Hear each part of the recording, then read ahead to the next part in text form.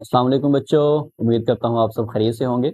आज हम 10th class का चैप्टर नंबर 15 शुरू करेंगे, जिसके अंदर हम जानेंगे स्टिचियोमेट्री के बारे में कि स्टिचियोमेट्री होती क्या है। और इस चैप्टर के अंदर अगर हम बात करें पेपर पॉइंट ऑफ व्यू से, तो ये चैप्टर बहुत इंपॉर्टेंट है। इस चैप्टर में से एक लॉन्ग क्वेश्चन आएगा लेटेस्ट स्कीम के मुताबिक, इस चैप्टर में से एक शॉर्ट क्वेश्चन आएगा और एक MCQs आएगा। तो टोटल 7 नंबर का पेपर जो है इस साल इस चैप्टर में से आएगा।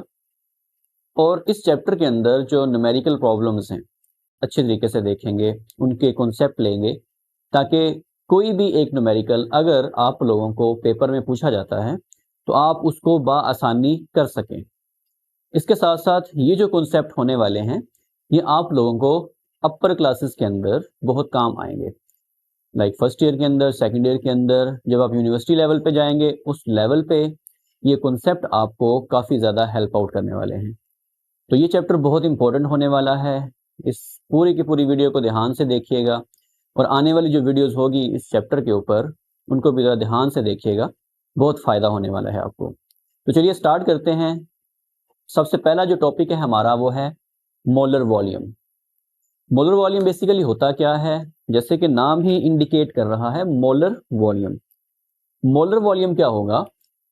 मोलर का मतलब होता है मोल, मतलब किसी भी एक गैस का, कोई भी गैस है आपके पास, मान लीजिए कि आपके पास हाइड्रोजन गैस है। हाइड्रोजन गैस का जो 1 मोल होगा, 1 मोल ऑफ हाइड्रोजन गैस जितना वॉल्यूम ऑक्युपाई करेंगी उसे हम कहते हैं मोलर वॉल्यूम। और हर गैस, जितनी भी गैसेस हैं, चाहे वो हाइड्रोजन गैस है, ऑक्सीजन गैस है, नाइट्रोजन गैस है, जितनी भी गैसेस हैं उनका 1 मोल के ऊपर जो वॉल्यूम होता है वो फिक्स होता है। और वो कितना है? 24 cubic decimetre eight room temperature and pressure. Room temperature के ऊपर और रूम प्रेशर के ऊपर जब भी का आपके पास 1 मोल ऑफ गैस होगी तो उसका जो वॉल्यूम होगा वो 24 क्यूबिक डेसीमीटर होगा। तो ये एक बहुत इंपॉर्टेंट कॉन्सेप्ट है। जैसे आप लोगों ने मोल का कॉन्सेप्ट लिया था, एवोगैड्रो नंबर का कॉन्सेप्ट लिया था। अब एवोगैड्रो क्या होता है? बेसिकली एवोगैड्रो नंबर एक फिक्स नंबर था जिसके अंदर आप जानते हैं कि जो 1 मोल ऑफ सब्सटेंस होगी, कोई भी आपके पास किसी भी चीज़ का जो 1 मोल होता है उसके अंदर number of atoms, number of molecules, number of ions वो हमेशा फिक्स होते हैं, जो कि 6.02 multiply by 10 to raise power 23 particles उसके अंदर मौजूद होते हैं। अगर हम इसको कनेक्ट करें वॉल्यूम के साथ तो हर चीज़, हर वो गैस जिसका आपके पास 1 मोल है उसका वॉल्यूम हमेशा रूम टेम्परेचर और प्रेशर के ऊपर हमेशा फिक्स होगा। और वो कितना होगा? 24 क्यूबिक डेसीमीटर। मिसाल के तौर पर अगर मैं आपसे कहूँ कि आपके पास मान लीजिए 1 मोल है, 1 मोल ऑफ हाइड्रोजन गैस, तो इसका मतलब क्या होगा कि ये जो 1 मोल ऑफ हाइड्रोजन गैस है इसने जो वॉल्यूम ऑक्युपाई करना है वो कितना होगा? 24 क्यूबिक डेसीमीटर। इतना वॉल्यूम ये ऑक्युपाई करेगी। ऐसे ही आप किसी और गैस को भी देख लीजिएगा तो उसका वॉल्यूम भी फिक्स होगा, वो होगा 24 क्यूबिक डेसीमीटर। इसे हम कहते हैं मोलर वॉल्यूम। अब मोलर वॉल्यूम के अंदर जो है आप लोगों को ये चीज़ क्लियर होगी। अब इसके अंदर ये बात हमेशा के लिए याद रखिएगा कि जब भी आपके पास 1 मोल है किसी भी गैस का तो उसके अंदर हमेशा सेम नंबर ऑफ मॉलिक्यूल्स होंगे, सेम नंबर ऑफ उसके अंदर मॉलिक्यूल्स होंगे। जैसे कि आप जानते हैं 1 मोल के अंदर नंबर ऑफ मॉलिक्यूल कितने होते हैं? 6.02 multiply by 10 to raise power 23 molecules होंगे। अब वो जो 6.02 multiply by 10 to raise power 23 molecules हैं उसका जो वॉल्यूम होगा वो सेम होगा। और वो कितना वॉल्यूम होगा? 24 cubic decimetre at a same time, उसी टाइम के दौरान। मतलब जितने पार्टिकल्स होंगे वो जो वॉल्यूम को कवर करेंगे वो वॉल्यूम कितना होगा? 24 क्यूबिक डेसीमीटर। चाहे उनके अंदर मासेस डिफरेंट हैं, जैसे अगर हम बात करें हाइड्रोजन की तो हाइड्रोजन का जो मास होता है वो 1 होगा। अगर हम नाइट्रोजन की बात करें, नाइट्रोजन का वॉल्यूम कितना होता है? नाइट्रोजन का 1 मोल अगर हो तो वॉल्यूम उसका 24 क्यूबिक डेसीमीटर ही होगा। लेकिन अगर हम मास की बात करें तो मास नाइट्रोजन का और हाइड्रोजन का आपको पता है, नाइट्रोजन का 1 होता है एटॉमिक मास, नाइट्रोजन का 14 होता है। तो मासेस की चाहे वो डिफरेंट हैं, मासेस चाहे डिफरेंट हैं, लेकिन उनका वॉल्यूम जो है वो बिल्कुल सेम रहेगा। अच्छा, इस बात को समझने के लिए मैं आप लोगों को एक छोटी सी मिसाल देता हूं। ये जो यहाँ पे कॉन्सेप्ट है कि डिफरेंट मासेस की वजह से, जब मासेस डिफरेंट है तो हो सकता है उसका वॉल्यूम चेंज हो, लेकिन ऐसा नहीं होता। इस बात को समझने के लिए मैं आपको छोटी सी मिसाल देता हूं। आप मान लीजिए कि आप एक बहुत बड़े ग्राउंड में हैं, उस ग्राउंड के अंदर हमने लोगों को खड़े करना है। अब उसके अंदर कुछ मोटे लोग होंगे, कुछ पतले लोग होंगे, कुछ लंबे होंगे, कुछ छोटे कद के होंगे, लेकिन हर एक बंदे के लिए हमने फिक्स जगह रखी है कि उसने 4 मीटर के डिस्टेंस के अंदर खड़े होना है। कि एक जो बंदा है वो 4 मीटर में खड़ा होगा, दूसरा बंदा भी 4 मीटर में खड़ा होगा, तीसरा बंदा भी 4 मीटर में खड़ा होगा। ये मैटर नहीं करेगा कि उसका वॉल्यूम कितना होगा, लेकिन हमने उनके लिए खास एलोकेट कर दिया है वॉल्यूम कि वो इतनी ही जगह के अंदर घेरे जाएंगे। अब उसके अंदर चाहे अब मॉलिक्यूल छोटा है, मतलब बंदा अब छोटा है, उससे भी मैटर नहीं करेगा। अगर कोई लंबा है वो मैटर नहीं करेगा, क्योंकि उसके लिए हमने फिक्स जगह रखी है। बिल्कुल इसी तरीके से मॉलिक्यूल का मास डिपेंड नहीं करेगा, मास चाहे जितना भी है। क्योंकि अगर किसी एक कंटेनर के अंदर, मिसाल के तौर पर मैं यहाँ पे एक छोटा सा कंटेनर ड्रॉ करूं, फॉर एग्जांपल आप फर्ज कर लें ये कंटेनर है और इसके अंदर हमने गैस को फिल किया है, तो आप जानते हैं कि गैस के मॉलिक्यूल्स अपने आप को मैक्सिमम डिस्टेंस पे रखते हैं, जितना भी वॉल्यूम होता है उसको कवर करने की कोशिश करते हैं, तो उनके बीच में डिस्टेंस बहुत ज्यादा होता है। तो एक मॉलिक्यूल जो है वो जितनी उसके लिए जगह चाहिए है उससे वो ज्यादा जगह को घेर रहा है। तो इस वजह से उनके चाहे मासेस डिफरेंट हैं, लेकिन उनका जो वॉल्यूम होगा वो हमेशा 24 क्यूबिक डेसीमीटर ही होगा। ये बात आपने हमेशा याद रखनी है कि मासेस के ऊपर डिपेंड नहीं करेगा कि मासेस कितना है। मास चाहे जितना भी हो, उनका जो वॉल्यूम कवर करेंगी वो 1 मोल ऑफ गैस, वो हमेशा 24 क्यूबिक डेसीमीटर ही होगा। मॉलिक्यूल का साइज और मॉलिक्यूल का जो मास होता है, इसका उस वॉल्यूम के ऊपर कोई भी असर नहीं होता। क्यों? क्योंकि गैस के मॉलिक्यूल कोशिश करते हैं कि उनके बीच में ज्यादा से ज्यादा डिस्टेंस हो, एज मैक्सिमम एज वो अपने बीच में डिस्टेंस रखते हैं, जिसकी वजह से अगर साइज बड़ा भी है मॉलिक्यूल्स का तो उसकी वजह से वॉल्यूम जो है वो अफेक्ट नहीं होता। इस वजह से ना तो साइज ऑफ मॉलिक्यूल और ना ही मास ऑफ मॉलिक्यूल उस वॉल्यूम को चेंज करते हैं। नेक्स्ट हम बात करते हैं मोलर वॉल्यूम की। तो हमें समझ आ गई। अब मोलर वॉल्यूम हम पढ़ क्यों रहे हैं, इसका हमें फायदा क्या होगा? तो सबसे बड़ा फायदा ये होगा, molar volume enables to calculate the number of moles और mass of gas if we know their volume. अगर किसी चीज का आपको वॉल्यूम दे दिया गया है, बता दिया जाए कि आपके पास गैस है, उस गैस ने इतना वॉल्यूम कवर किया हुआ है, इसके अलावा आपको कोई भी इंफॉर्मेशन नहीं दी गई उसके बारे में, तो आप उस इंफॉर्मेशन से नंबर ऑफ मोल्स भी कैलकुलेट कर सकते हैं और उस गैस का मास भी कैलकुलेट कर सकते हैं। इसका मतलब यह हुआ कि अगर आपको मास भी नहीं दिया गया, उसका मोल के बारे में भी कोई इंफॉर्मेशन नहीं दी गई, सिर्फ वॉल्यूम के बारे में इंफॉर्मेशन दी गई है, तो आप उस वॉल्यूम की इंफॉर्मेशन को यूज करके मोल्स का भी फाइंड आउट कर सकते हैं और उसके मास के बारे में भी पता कर सकते हैं। तो ये इसकी इंपॉर्टेंस है। अब ये किस तरीके से मालूम की जाती है, इसके लिए हमारे पास फार्मूला है। फार्मूला क्या होगा इसका? नंबर ऑफ मोल्स जो हैं ये किसके बराबर होते हैं? Volume of gas eight STP. इसको आप एसटीपी बोल सकते हैं, यानी कि स्टैंडर्ड टेम्परेचर एंड प्रेशर, या आप इसको रूम टेम्परेचर एंड प्रेशर भी बोल सकते हैं। तो हम क्या करेंगे, जो वॉल्यूम होगा एसटीपी पे या रूम टेम्परेचर और प्रेशर पे, उसको अगर आप मोलर वॉल्यूम पे डिवाइड करेंगे तो आपके पास नंबर ऑफ मोल्स आ जाएंगे। इस फॉर्मूले को भी हम यूज करेंगे। इसके अंदर हम 3 एग्जांपल्स भी देखेंगे किस तरीके से हम इसको कैलकुलेट करेंगे। इसका इस्तेमाल बाद में होगा, लेकिन यहाँ पे आप लोग इसको याद रखिएगा कि जो नंबर ऑफ मोल्स होते हैं ये कैलकुलेट करने के लिए हम volume of gas eight standard temperature and pressure जो आपको दिया जाएगा वो, और जो मोलर वॉल्यूम होगा उस गैस का, उन दोनों को डिवाइड करेंगे तो आपके पास नंबर ऑफ मोल्स आ जाएंगे। उसके बाद हम बात करते हैं वॉल्यूम। वॉल्यूम जो है, किसी भी गैस का जो वॉल्यूम होता है ये वेरी करता है with change in pressure and temperature. With change in pressure and temperature के टेम्परेचर के चेंज होने से और प्रेशर के चेंज होने से किसी भी गैस का जो वॉल्यूम है उसके ऊपर इफेक्ट आता है। ये आप लोग जानते हैं, आप लोगों ने बॉयल्स लॉ भी देखा था, आप लोगों ने चार्ल्स लॉ भी देखा था कि जब हम किसी भी गैस के टेम्परेचर को बढ़ाते हैं या प्रेशर को बढ़ाते हैं तो उसकी वजह से उसके वॉल्यूम के अंदर चेंज आता है।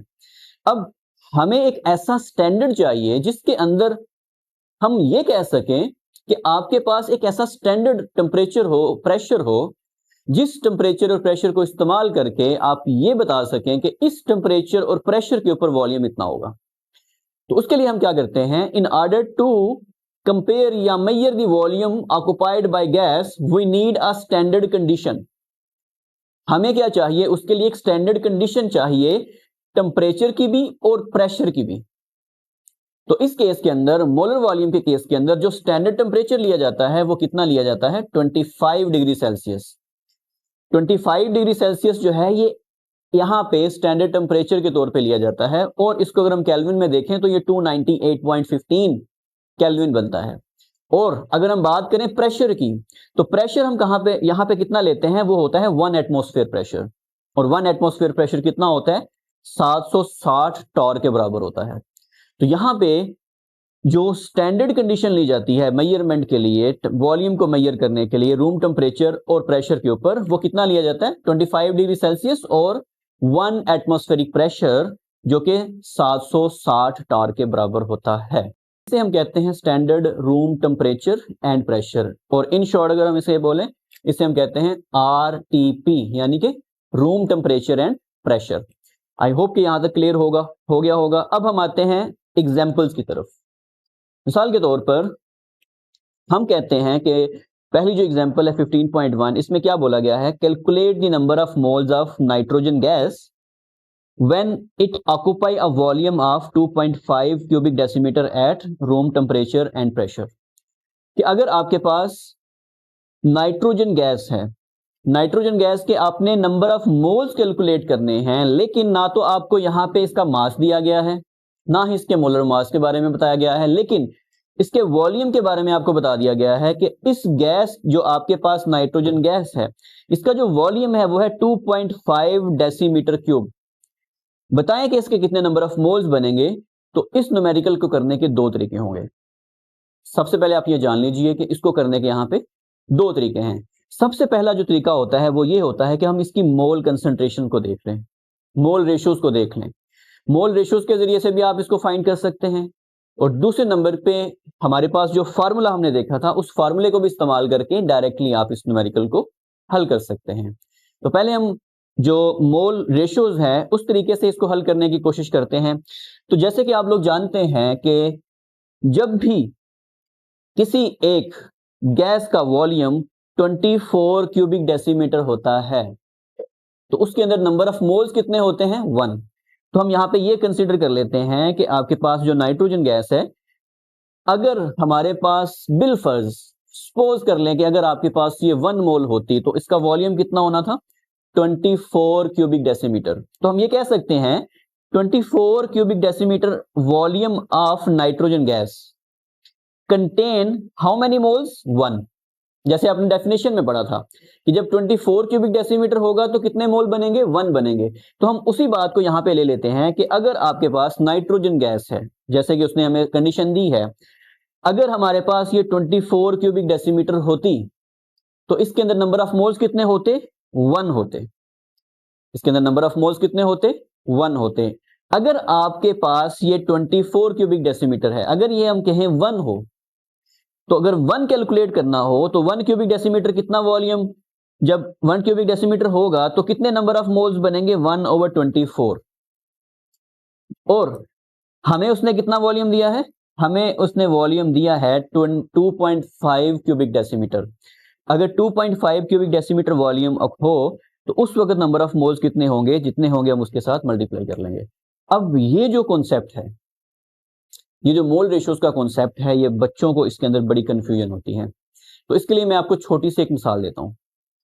मान लीजिए कि आपके मोहल्ले में, आपके गली के अंदर कोई एक दुकान है। आप जाते हो उसके पास और आप कहते हो कि भाई मेरे पास है 100 रुपया, मुझे 100 रुपए की एक डब्बा टॉफी दे दें। फर्ज कर लीजिए कि उस एक डब्बे के अंदर जो टॉफीज हैं वो आप फर्ज कर लें 100 रुपए की, वो आपको 120 मिल रही हैं। आपको 100 रुपए की 120 टॉफियां मिल रही हैं। तो अगर आपने 1 रुपए की टॉफी लेनी हो तो हम क्या करेंगे, जितनी टॉफीज हैं उसको 100 पे डिवाइड कर देंगे, तो वो 1 रुपए की टॉफीज आपके सामने आ जाएंगे। मतलब अगर आप 100 रुपए की 120 टॉफी ले रहे हैं तो इसका मतलब ये हुआ कि 1 रुपए की आपको 1.2 टॉफीज मिलेंगी। ऐसे ही है ना, सिंपल सा। यहाँ पे अगर आप देखें बिल्कुल इजी सी कैलकुलेशन है, कोई इसमें मुश्किल नहीं है कि आप 100 रुपए का एक डब्बा ले रहे हो, 100 रुपए के डब्बे की आपको 120 टॉफीज मिल रही हैं। तो अगर आप कहते हो मुझे 50 रुपए की दे दें तो आपको कितनी मिलेंगी, आपको वो 60 मिलेंगी।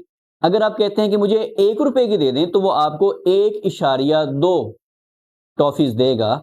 इसी तरीके से अगर आप फर्ज कर लें कि 24 क्यूबिक डेसीमीटर वॉल्यूम में 1 मोल बन रहा है, 24 क्यूबिक डेसीमीटर में 1 मोल बन रहा है, अगर हमने इसका 1 करना हो तो हम क्या करेंगे, जितना ये बन रहा है इसके ऊपर हम इसको डिवाइड कर देंगे। मतलब पहले 1 मोल बन रहा 24 का, अगर ये 12 होता तो हमने क्या करना था, इसका हाफ हो जाना था।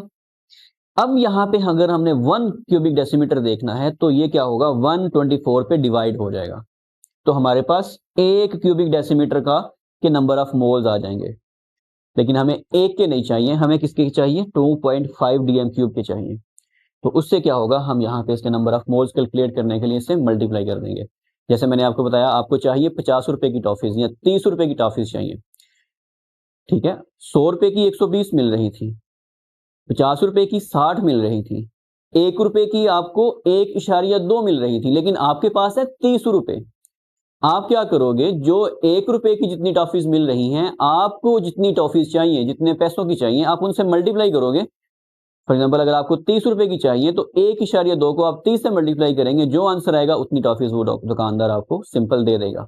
ये बिल्कुल बेसिक मैथ है। तो इसी तरीके से, क्योंकि हमने पहले 1 डीएम क्यूब के नंबर ऑफ मोल्स कैलकुलेट कर लिए, जब ये कैलकुलेट हो जाएंगे तो जो उसने हमें गिवन वॉल्यूम दिया है, हम क्या करेंगे, इस गिवन वॉल्यूम के अंदर देखेंगे कि कितने नंबर ऑफ मोल्स बनते हैं। जब आपके पास एक की वैल्यू आ जाएगी 1/24 करके, उसके बाद जो आंसर बनेगा आप उसको 2.5 के साथ मल्टीप्लाई करोगे तो सिंपल आंसर आ जाएगा, और इसका आंसर क्या बनेगा, 0.10 मोल्स, 0.10 मोल्स। आई होप कि समझ आ गई होगी आपको।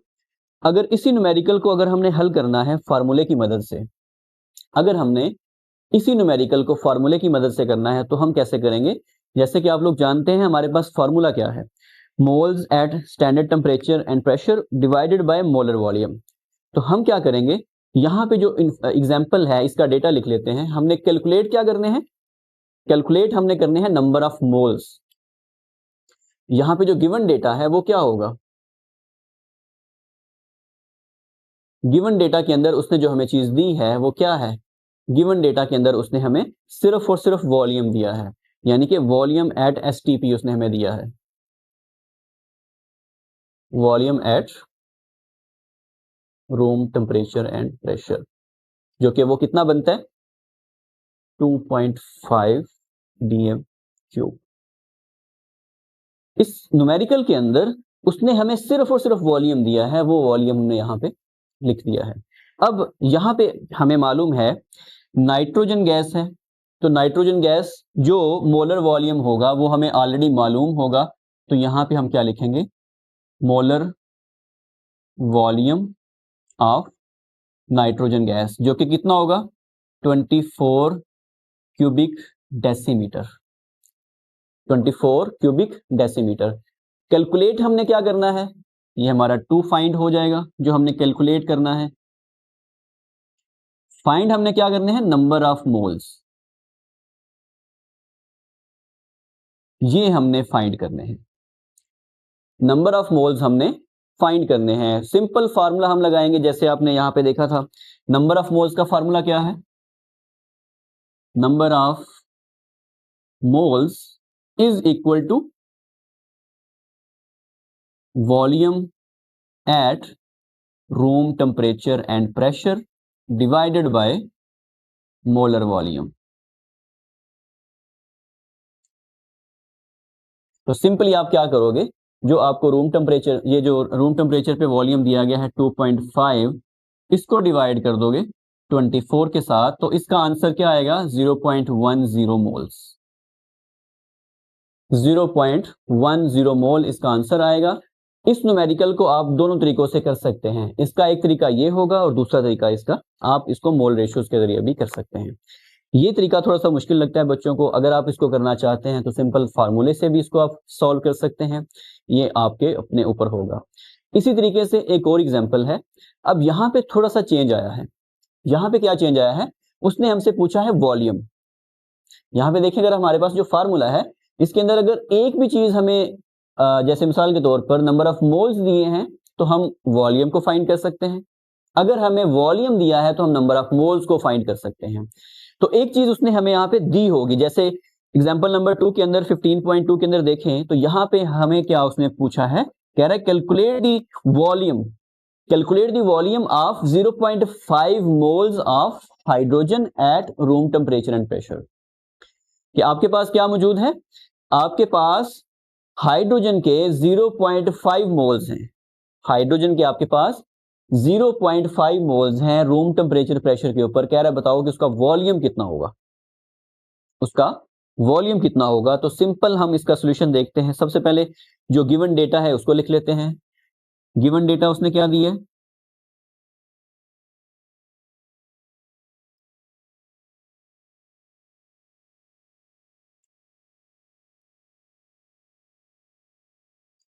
गिवन डेटा के अंदर उसने हमें सिर्फ नंबर ऑफ मोल्स दिए हैं। तो हमारे पास नंबर ऑफ मोल्स कितने हैं, 0.5 मोल्स। मोल्स हमारे पास हैं 0.5। दूसरे नंबर पे जो हमें चीज मिली हुई है, जो हमें पता है, वो है मोलर वॉल्यूम।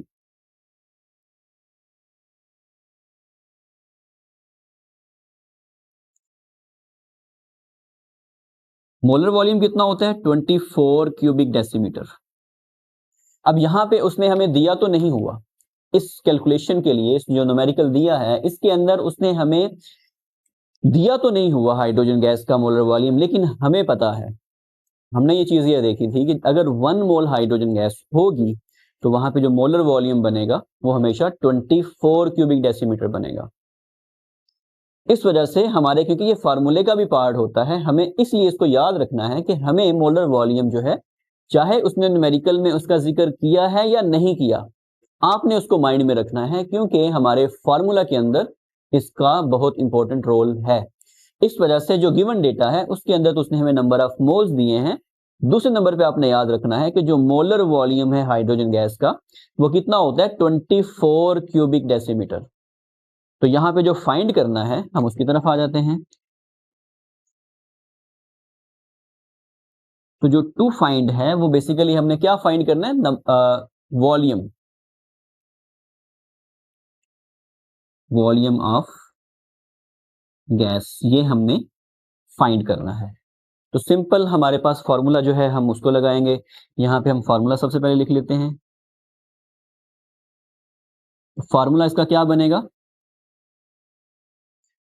फॉर्मूला इसका है नंबर ऑफ मोल्स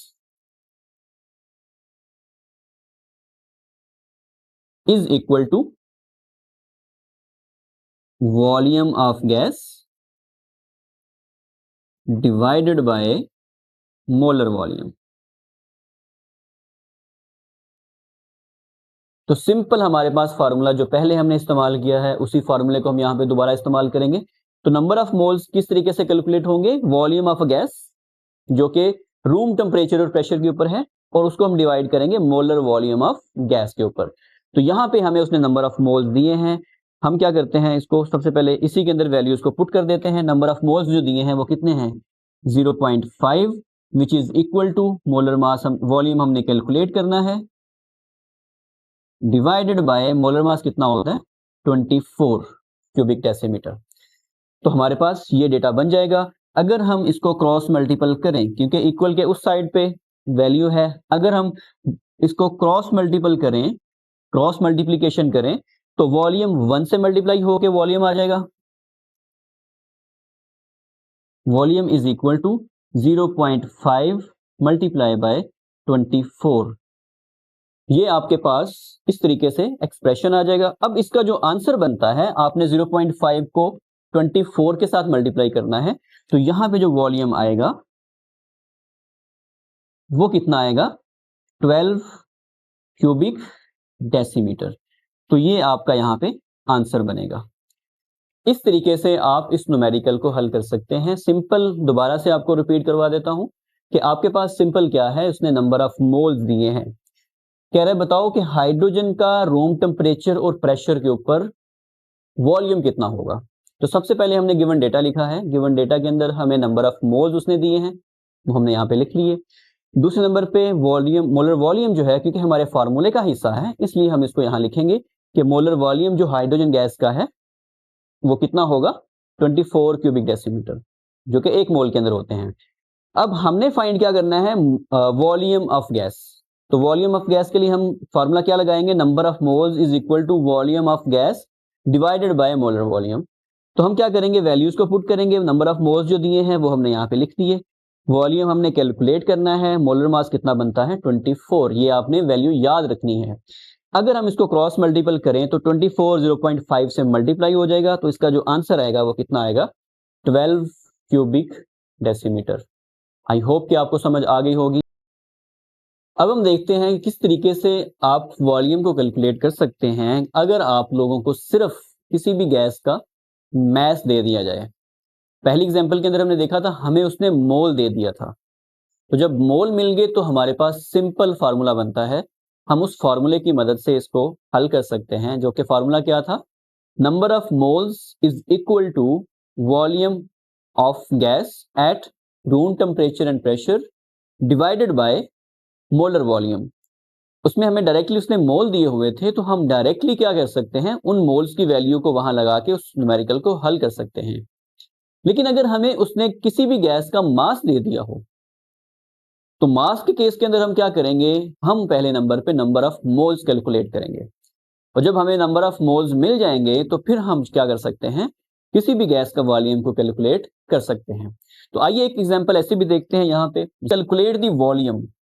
कैलकुलेट हमने क्या करना है, वॉल्यूम करना है occupied by 200 gram of carbon dioxide.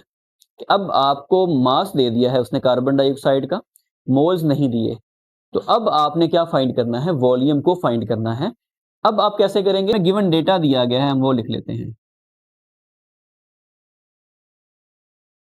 Given जो डेटा है उसकी अगर हम बात करें तो हमें यहाँ पे सिर्फ और सिर्फ मास दिया गया है। तो मास कितना है,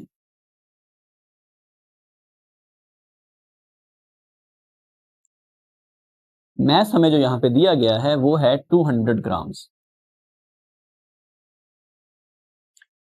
मास कितना दिया गया है, 200 ग्राम।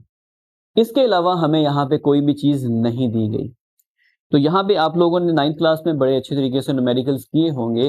अगर वहां पे नहीं कर सके तो मैं यहाँ पे आपको ये बताता जाऊं कि जब भी आपको किसी भी गैस का मास दिया गया होता है, आप उसके मोल्स को कैलकुलेट कर सकते हो।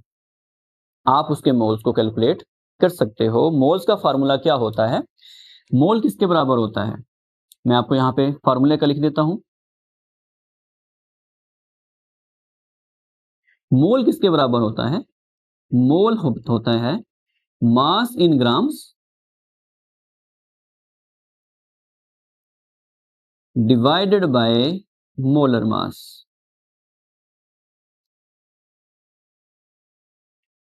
किसी भी अगर आपने गैस के मोल्स को कैलकुलेट करना है तो उसका बिल्कुल सिंपल तरीकाकार क्या है कि आप नंबर ऑफ मोल्स कैलकुलेट करना चाहते हैं तो आपको उस गैस का मास दिया होगा। अगर आपको मास दिया गया है तो आप उसके मोलर मास को कैलकुलेट कर सकते हैं। मोलर मास क्या होता है कि किसी भी एक मॉलिक्यूल का, किसी कंपाउंड का या किसी भी एक एलिमेंट का जो एटॉमिक मास होता है, अगर आप उसको जमा कर दें तो हमारे पास क्या आ जाता है, मोलर मास आ जाता है। जैसे मिसाल के तौर पर अगर हम बात करें मोलर मास कार्बन डाइऑक्साइड का कैलकुलेट करना हो तो यहाँ पे हम इसको कैलकुलेट करते हैं, molar mass of carbon dioxide.